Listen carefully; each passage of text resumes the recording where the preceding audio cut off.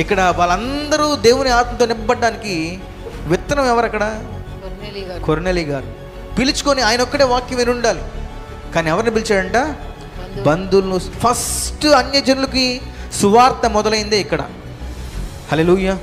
First అన్యజనులకు సువార్త మొదలైందే కొర్నేలి గారి ఇంటి నుంచే.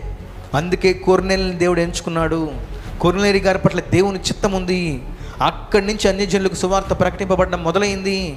ఎక్కడ మొదలైంది? ఒక వ్యక్తి ప్రార్థనాపరుడిగా నిలబడితే అతన్ని వాడుకొని దేవుడు ఆ రీజియన్ అంతా కూడా దేవునికి ఆత్మతో నింపబడడానికి దేవుడు తన కృపను చూపాడు.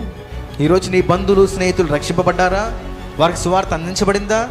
వారి దేవుని ఆత్మ చేత నింపబడ్డారా? ఎందుకు నింపబడలేదు? ఇంకా కొర్నేలి గారి వలె మనం లేవు కాబట్టి. ఒక్క వ్యక్తి ప్రార్థనాపరుడైతే, ఒక్క వ్యక్తి నీతిగా, న్యాయంగా, వాక్యానుసారంగా బ్రతకగలిగితే నీ చుట్టూ ఉన్నవారు దేవుని ఆత్మను పొందుకుంటారు. నీ చుట్టూ ఉన్నవారు రక్షింపబడతారు. నీ చుట్టూ ఉన్నవారు దేవునికి కృపలో నడిపించబడతారు.